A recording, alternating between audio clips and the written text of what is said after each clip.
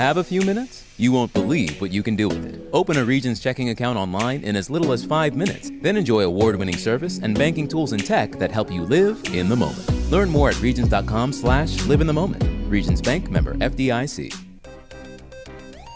Broadcasting live from the Subaru of Gwinnett studio inside the Sonesta Gwinnett Place Atlanta Hotel. It's time for Gwinnett Business Radio. Gwinnett Business Radio is presented by Regions Bank. Brave the beginning. Member FDIC. And hello again, everybody, and welcome to Gwinnett Business Radio. Mike Salmon alongside Stephen Julian from the Subaru of Gwinnett studio in the beautiful Sonesta Gwinnett Place Atlanta Hotel for one last time, because after today we are moving into a new location. I love it. I've loved the Sonesta Atlanta Gwinnett Place Hotel. I'm very much looking forward to and planning on loving the new studio. They've been around. We've been here for 5.5 years, but we are moving into the Gas South District Convention Center, so that's exciting news. But before we go there and introduce our guest today with a Sugar Hill theme, by the way, we've got some business to take care of. We may be changing studios. One thing we will not be changing is that our studio sponsor will continue to be, and thrilled to say that it will continue to be, Subaru of Gwinnett. Love is what makes a Subaru a Subaru. Our listeners can enjoy big savings and a hassle-free experience at Subaru of Gwinnett, where people sell cars. Visit SubaruofGwinnett.com and join their family today, or come in and see the difference. If you're already a Subaruist, then check out their Facebook page for the latest news, offers, and community events. They may even have a new studio deal that they might be throwing out there. All right, okay. You might want to call them later today and let them know that you've said I'll that. put $5 toward anyone's car. But speaking of synergies, yes, we were talking about synergies. Guess about what the official bank is at the Gas South District is. What is I bet it's Regions. It's Regions Bank. Member FDIC. So it was just destiny that we are supposed to move. More on that later. Yeah, but our guest today, they're tired of the gibberish. Joining us from the Players Guild at Sugar Hill is Ane Mulligan. She's the chairman of the board and managing director. And from the Magnolia Senior Living, also in Sugar Hill, the sales and marketing director, Debbie Michaud. But we're going to start with Ane. Ane, welcome to the program. How are you? I'm fine. Thanks, Mike. I'm glad to be here. I love the Players Guild at Sugar Hill. You put on some great performances there at the Eagle Theater in downtown Sugar Hill. We were talking about it before the show. Harper LaBelle, who's producing, was talking about how Sugar Hill has really changed over the years. And you got this beautiful theater now. And you're responsible for putting on some of the acts and plays and things that go on there. So talk about the Players Guild at Sugar Hill and what you do. I'll start with just a little history. I was asked in 2013, actually 2012, by the then mayor Steve Edwards to start a community theater troupe. And I said, no, thank you. I'm getting older. I'm tired. I don't want to do that anymore. And they kept after me. So finally, I partnered with a young man named Alan Hyma, who had the energy and the muscle, and I was the brain. And we incorporated as a nonprofit. 6 weeks later, the city council unveiled the plans for the East Center and the Eagle Theater. We had no idea. We were over the moon about it. We started out in the old school across the street, which was the Bice Center. We turned the cafeteria into a theater, and for our first 2 or 3 years, we were there. Then in 2018, we opened the Eagle with The Importance of Being Earnest, a great play. It was fantastic. Word got out. And because of the venue, that beautiful stage and the theater, we started drawing some of the best talent in Atlanta, not just through community theater, but also professionals have joined us, come back to their roots. People in film in Atlanta's exploding in the film industry. They're even joining us and going back to their roots now and again in a show. So that's what we are. We are community theater. We are growing exponentially. We have hired an artistic director and a marketing gal. And we've got some great people working with us now who are also making things explode. And the Eagle Theater, it's like a mini Fox. It is. Gorgeous, gorgeous building. I mean, you can't believe, wow, this is here in the middle of Sugar Hill. How many does it seat? It's very intimate. It is intimate, but it seats 409 people. When you're on the stage and you look out, you don't feel like it's that huge, so it's very comfortable, but it's wide and it's deep enough. And then the balcony, we've got 409 seats. And the Eagle, as you stated, it's kind of multifunction. They have the ability to do movies, probably a concert or two. As far as the guild, as far as the Players Guild at Sugar Hill, how many shows in an average calendar year will you guys put on? We do 4 to 5. That's what we're contracted with the city. We are the troupe in residence, and so we give them our schedule, kind of what we want to do this year, and we want these months, and here we go. And in those 4 to 5 shows, how many performances will you typically do in a particular show? Will it run for a few different weeks? Normally it runs 2 weekends. Right. We'll do 8 performances in those 2 weekends. When we are doing a musical, which we are doing our first musical, give it a pitch. This year, we're doing Guys and Dolls in April. It opens on the 14th and goes through the end of the month, doing 3 weekends on that. Any musical we'll do 3 weekends on. And then there will be 12 performances, something like that. And for those who are listening who maybe have never been to a play or only been to 1 or 2 at a high school or something like that, speak a little bit about community theater versus what people would see in a professional theater setting, and kind of your passion behind that and some of the things you've seen working with a community theater. Well, most community theaters are like we were when we started. They're in a church basement, an old school, a strip mall, something like that. And is it mostly volunteers? It's all volunteers. Generally. Yeah. Okay. We've gotten a little bit different now because we have hired an artistic director. Let's put it really honestly, like most community theaters, I did it all. I was artistic director and managing director and everything. I'm 76 years old. There is going to come a time we decided we better start laying the groundwork for when that time comes. But obviously, as you know, theater's my passion. I have 2 passions. I write fiction and I direct plays and do all of this stuff. When we got in the Eagle, like I said, we started attracting so many great actors who came when we opened. We invited all the theater groups, everybody around, all the members to come see it. And I remember the gentleman, Joe McLaughlin, who is a county prosecutor in Gwinnett, and he stood on that stage, says, I haven't been on a stage like this since I was in college. They all want to act on it. So pretty soon people began to think we were a professional theater group. We aren't. We are community theater.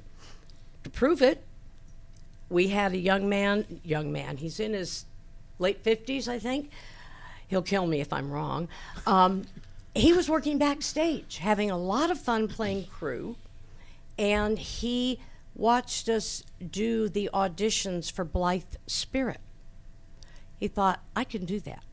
So I said, come on tomorrow night and audition. He did. He hasn't done anything since he was a sophomore in high school, did 1 play.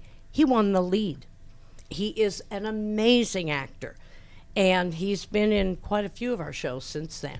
Let's say there's somebody that's listening right now. They go, I've been in the back of my mind, I've always wanted to get on stage. What is their next step? How do you find these actors?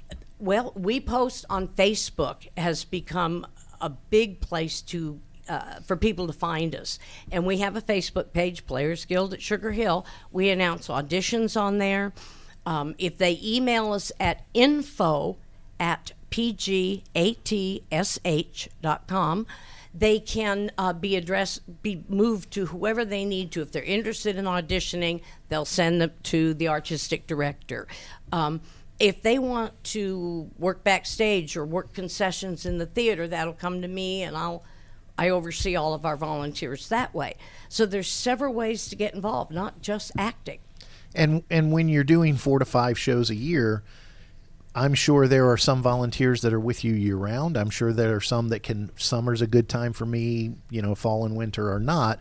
And on top of that, I would imagine also being a volunteer organization, and you stated it already, the gentleman who got the lead, who is somewhere in his 50s, we'll say, so he doesn't get too upset, started backstage. So I would imagine it isn't all just about acting, or it's not only about acting. Sometimes if you're acting, there might be other things you need to do. So let me ask, those who are interested in acting can go to that information, but what other help do you need, maybe not centered around acting?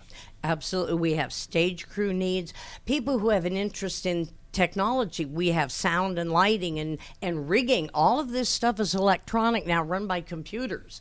And then there are people who help do makeup and hair and costuming and PR and front, just hosting, ushering. We work concessions. We contract with the city to give so many hours a year in service to the theater, concessions and ushering, that kind of things, for the number of hours we have for rehearsal space. So it's part of it. So there's all kinds of areas to volunteer. There's needs for almost anyone to fill. Yeah, carpenters. We need people who can build a set, people who can paint, artists, or just somebody who can roll on a background. Do you ever have a need for a slightly annoying podcast host? Because I might know someone. There is one, for sure. Absolutely. We do. We'll one of these days bring back another one of our radio shows, and there's always a great person, great act for that too. Yeah. I got to see one of, I've seen several of the shows. I got to see the Old Time Radio, one of these recently, and then more recently, Strangers on a Train. Yes. Talk about some acting. And Tom, the fellow I was talking about, Wade, had a part in that, a small part. He was the detective, the private detective. Oh, yeah. Yep. And if you notice, during other scenes, he was moving scenery on and off. So sometimes you do that as an actor in a show. It absolutely depends on the show. Very cool. So what's the ultimate goal for the Players Guild? Well, to keep doing what we're doing, we want to really get probably toward 5 shows a year, and just keep filling up that theater, letting people learn. And also a big passion of ours now is teaching the next generation. We have some educational programs that we're going to be starting, and working with the North Georgia Theater Alliance with the kids in the colleges, and providing services for renters in the theater. There's an awful lot we have on our program and that are future goals. We have a whole lot of them. We're speaking with Ane Mulligan. She is the managing director at the Players Guild at Sugar Hill. And Ane, you just kind of mentioned one of the ways that as a nonprofit you're giving back is that next generation. And in fact, you kind of stated that your leadership at the top, you've been trying to train the next generation by bringing in directors and people to do marketing and things like that. As a nonprofit that does charge, obviously there's a price to the tickets, and that price helps fund the nonprofit. Are there other ways that you've seen the Players Guild over the years, in the 10 years you guys have been in existence, that you are now at a place where you can see other ways that you guys are giving back to the community other than volunteering to do these fantastic shows? Absolutely. We turn around, our storage space is limited. So we often will turn around, and when a set comes down, who needs stuff? And we give it away. We give to other nonprofits, to charities. When we did Calendar Girls, which is based on a real story, and of course they did a calendar, we did a calendar, and we sold it. And we raised $2,500 for the Gwinnett cancer, arm of it. And anyway, we did. We've done a lot of things like that to give back. Giving away furniture off the set. That is so cool, because and out of a need, you fill a need. That's right. We don't have you don't have a massive storage area, so let's give it away. And then when you figure out the next set, then you got to have people give to you so that you can have other sets of furniture. And also, because we are a nonprofit, we are tax deductible in any monetary donations that come to us, and we will give a tax slip for that. We are the arts, and many businesses like to support the arts, and we are definitely open. I don't think people realize what the cost is to put on a show. But in the Eagle, a musical will run us very easily $20,000, sometimes more. That's conservative. And so these monies have got to come in to pay for the royalties, to pay for everything that we have to do. So it's important, and we are always looking for businesses. We have beautiful programs that we put their information is as sponsors. We're planning some pre-show film work, and would have things like that on their ads, and many different ways to promote them as our sponsor. So for businesses out there listening right now, great opportunity to get your name out there and be involved in the community in a very cool way. And Stephen mentioned ticket prices, and I know every time I go, I buy front row because tickets are very inexpensive, especially if you compare them to downtown, going to the Fox, or Right. Other theaters. or a comedy show that you and I went to recently. I mean, it's what we paid for. I mean, for 1/10 of what we paid, we could have had a front row at one of their plays. Then what are we doing? We need to go to the Players. Well, I am. As we do this podcast, it is the middle of March. Go ahead again and tell us what's coming up on the docket so we can get ready for all that, so people can go online and buy some tickets. Guys and Dolls, and we have got an amazing cast. It opens April 14th, and one of the lead girls does a voice that we heard back in the 50s, the little high-pitched, funny little girl voice. And when she opened her mouth and started singing in that same voice, it was Broadway big. It blew my mind. I could not get over how talented she was. And this was at one of our first read-throughs and sing-through. Really, you don't want to miss it. We have some amazing talent in this show. Well, she might be the next great star because I know you're still fairly young as far as a guild. But, I mean, obviously I would think they go on to bigger and better productions if that's their goal. They do, and we really want to foster that. We're going to be teaching even acting classes and technical classes. We have a whole lot coming up that way. So I hope people don't miss Guys and Dolls. We will soon be ready to announce, probably in April, when in the program, our next season. We have not done the final tweaking and choosing yet. And to be slightly annoying as the co-host, you're not willing to give us a scoop here on Business Radio X as we record this in March? I don't know it yet. It's being presented to the board next week.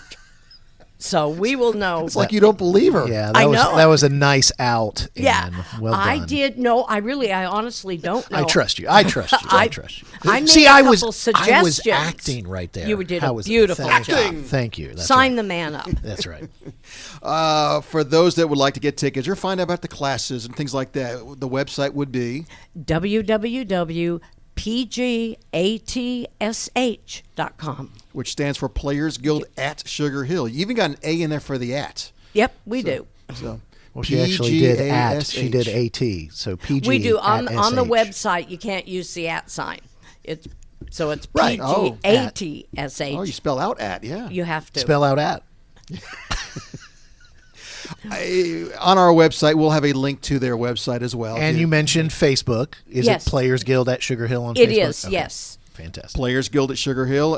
Ane Mulligan, the chairman of the board and managing director, thank you so much for coming by. Thanks Great so to much see for you. having me. And I'll be seeing you at the theater. Do you All go? right. Do you go to every single show? I do. I'm out front at every one of them. Thank you. Why are you laughing? Because that's what a director has to do, Well, maybe Mike. she's She's at the managing first show, director. goes, you know what looks good, You you're know, on you're your thinking own. of film where executive producers never show up. In the theater, That's the right. managing director is always there. Always. And if you want to see Anne and want to see her productions, go to pg@sh.com, right? Spell out at.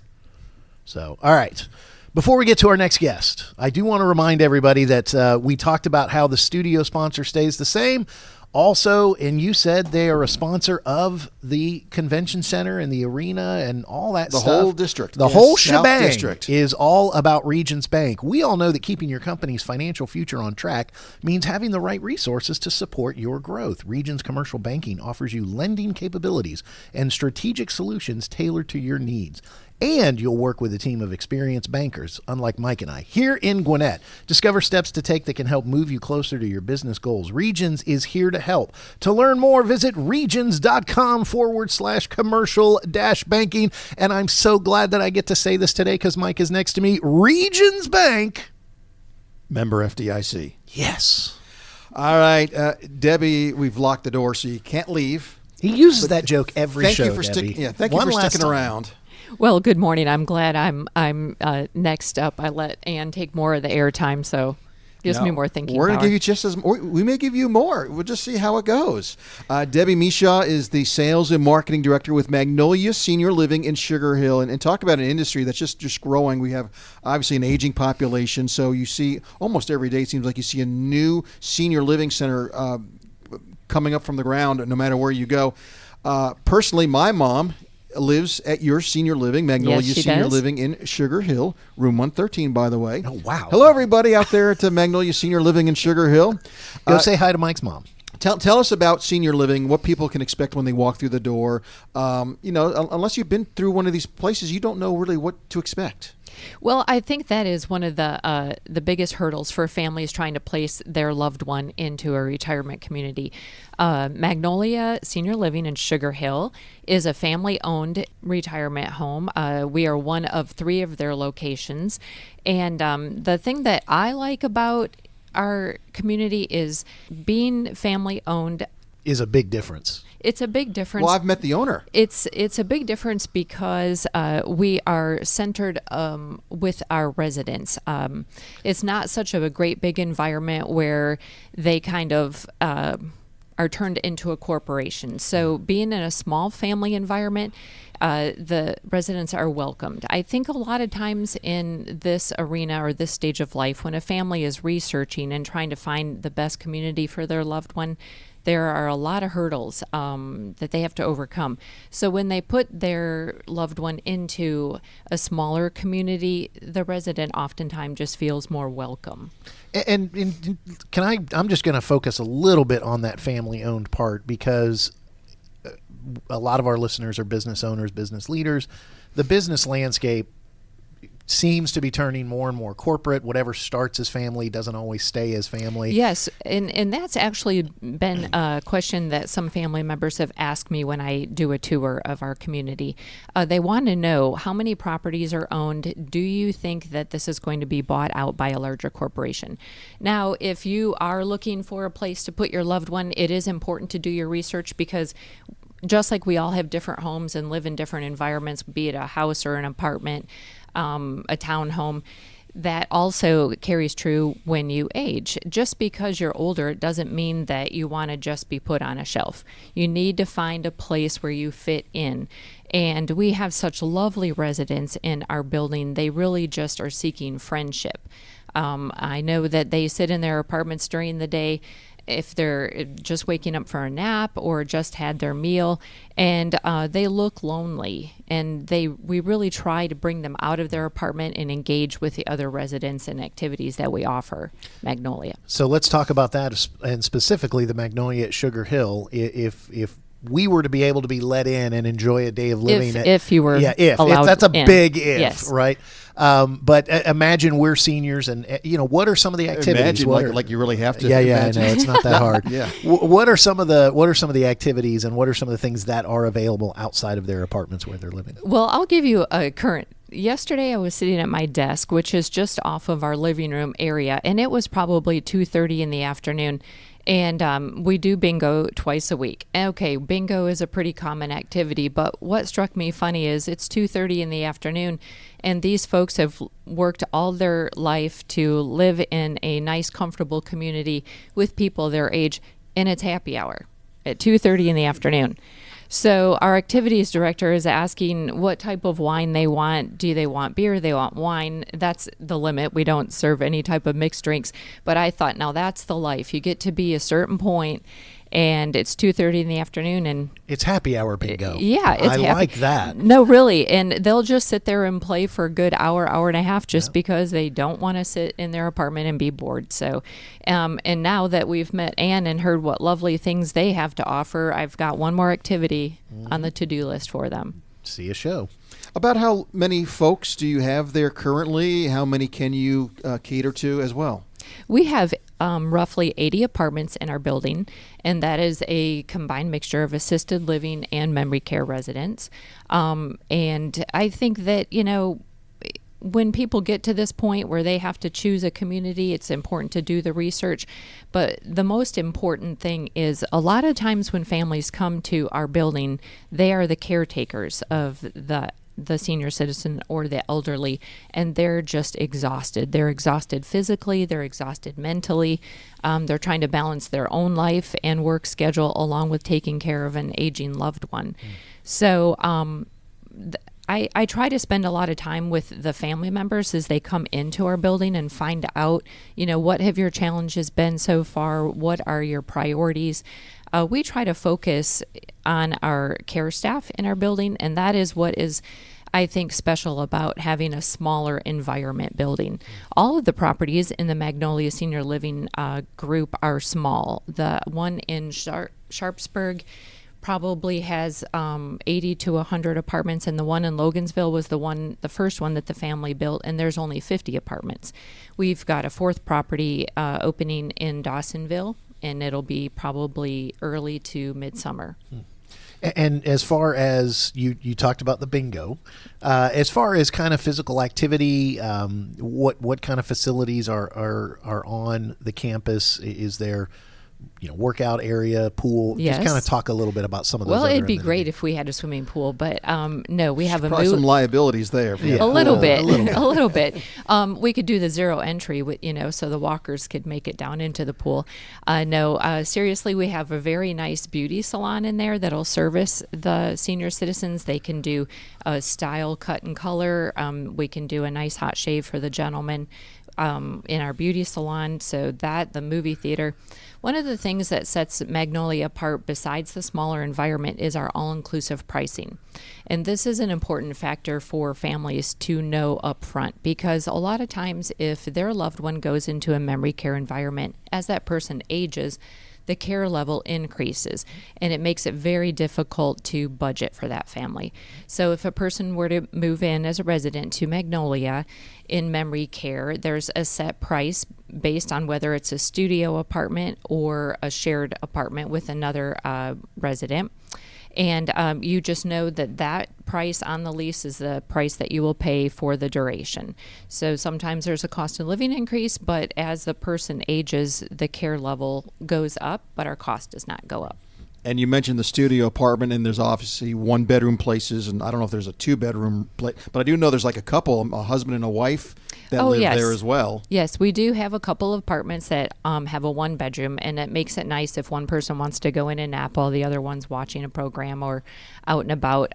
In our assisted living area, we have such vibrant residents, and that's something that's really important to remember as well. Just because you're moving your loved one into a retirement community does not mean that you're putting them on a shelf and they're all done. These people have needs just like the rest of us. They want to engage with each other, participate in the different activities, and still come out of their apartments and speak with their friends.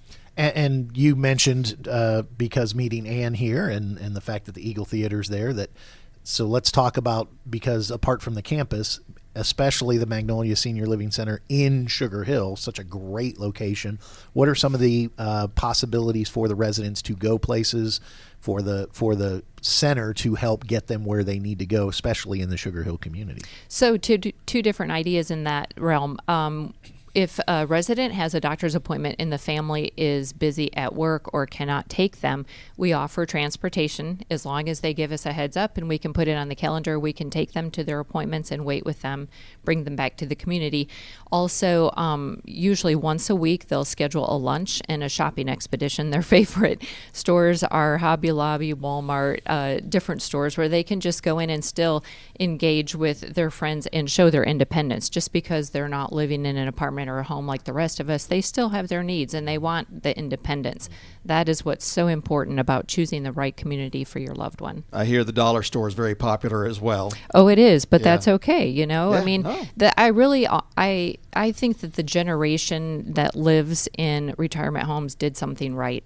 They're not just going out and spending on their needs. They save. I don't want you taking them to Neiman Marcus or any place like that. No. Well, we won't take your mom there unless she has your credit card. But no. Oh, now you're talking. We can make that. Harper and I can make that happen. And on that note, as far as budget is concerned, we do have a lot of different options where we can help the families overcome that hurdle. A lot of times there are Social Security benefits, VA benefits, different pensions and whatnot, and we will try our best to work with the family to offer pricing that fits in their budget. Debbie Michaud is the sales and marketing director at the Magnolia Senior Living in Sugar Hill. You mentioned giving tours. I would recommend anyone that's thinking to at least definitely, yes. As you said earlier, do your research. Definitely go on a tour, because we did that before. We saw several places, but when you walk in Magnolia, it still has that brand new smell. I mean, it hasn't been around very long, but it's gorgeous. You walk in, you get the big old library area, some offices, of course, but there's a bar area with big TV and all that. So it's really worth seeing a tour. It's funny you mentioned the bar. When I'm relatively new at Magnolia, when I showed my family the pictures, my young adult children said, "Mom, is that a bar in the background?" And it is, but that's important to them. Just because they're not living in their own individual structure, they still want the same freedoms and independence that we all have. But our building is only 3 years old. We do have a beautiful courtyard area where the residents can go out and participate in activities and whatnot. We have a beautiful dining room, and then again, the movie theater, the hair salon. There's a lot of very wonderful things that they offer. And I think senior living, as Mike said to start this interview, it's a massively growing area. There's places popping up all over the place. And I think it's one of those things where they're not all the same by any stretch of the imagination. So, apart from talking about your location, let me ask you, as someone in the industry, as someone is doing their research, can you give a couple of tips and pointers? It's not just about the nice pictures. It's not just about, and the bar is great, but it's not just about it. Can you help someone who might be just starting down this journey and listening to this interview, give them a little bit of advice as they search what they should be looking for, maybe a question they should ask at each location that they wouldn't think of themselves? Well, unfortunately, budget is probably the biggest priority for any family. So there are lots of places out there that offer the independent living, assisted living, and memory care. Those are the three general areas. But you have to look at what are the needs for your family member, and then what is the budget, and what type of environment will they still thrive in. Because like both of you have mentioned, our building is small and it's a family-centered environment. If your loved one would be comfortable, then we're the place for you. If they want a little more independence and a great big environment, because maybe they're used to living in the city and they're not ready to downsize, so to speak, then you have to go and look at a different community. But you're right, they all have the pros and cons. If you compare us to another place in an area, it would be apples to oranges. It's really just best to see how your loved one would fit in our environment. And a good thing you brought up is if you're looking at something potentially long-term and there's a memory care, ask about the all-in price or the price. So important. That's a huge selling point for you guys. Yes, I've seen in other environments where I've worked that people will move in at perhaps $3,000 a month for their rent, and by the time a few years down the road and their care level increases, they're easily paying $8,000 a month. And that is something that Magnolia holds true, is the price that you sign on your lease is the price that you will pay. All right, Debbie, for those that would like to find out more information or come by, take a tour. I invite them, yes, Where please. should they go? Okay, well, you can find us at 422 Riverside Drive in Sugar Hill. I'd love to meet you in person and give you a tour of our lovely building. Or you can check out our website at magnoliasl.com. magnoliasl.com. Debbie Michaud, thank you so much. Yes. The SL stands for senior living. Just want to show. Yeah. I still got it, man. Still got it. They're not ready for senior living yet. Oh, that is an official informed opinion. Thank you, Debbie. I appreciate that. You're welcome. Thank you for having me. It's been a pleasure. Been a lot of fun. Thank you so much. All right. Anything else you'd like to add, to the comedy show here? Can we have our own two-man act, Anne, at the Players Guild there at the Eagle Theater? I think oh, man. You know how many tickets we'd sell? 7. 7. That's about twice as many as I thought. Well, I'll bring my seniors and we'll up it to 25. There we go. they could all heckle us while they're having some beer. well, the good thing is half of them won't be able to hear us probably. Hey, now, come on. We make sure they bring their hearing aids and their Absolutely. activities. Yes. See, that was ageist right there. No, after they have to hear us, they'll be taking those hearing aids out. The question would be, would your mom come to hear our 2-person comedy Oh, act? God, no. Yeah. No. Now, if I could get Elijah on stage with me and we could do Abbott and Costello, who's on first, because he's got that memorized, man, that would kill. But he doesn't perform it in front of people. All right. I want to thank everybody for tuning in. If you're still listening, you probably What are you doing here? We've got the good part of the show over. The guests are done. Thank you, Harper LaBelle, for producing. He'll be back in the catbird seat next week because, you guys are so good at together. And I would like to thank Sonesta, Atlantic Gwinnett. Yes. They've been a great host. They've been a great place for us. We have loved this studio. And now it's time to Say goodbye. say goodbye. Yeah. They've been family for 5.5 years. But we are excited. Again, our next show that you hear will be from the Gas South District in I want to say in Sugar Hill. No, it's in Duluth off Sugarloaf Parkway. Just next to Sugar Hill. But again, thank you to our guest, Debbie Michaud with Magnolia Senior Living in Sugar Hill, Ane Mulligan with the Players Guild at Sugar Hill, for Harper and Stephen. I'm Mike. Do you have anything else you want to say? Member FDIC. We'll see you next time here on Gwinnett Business Radio.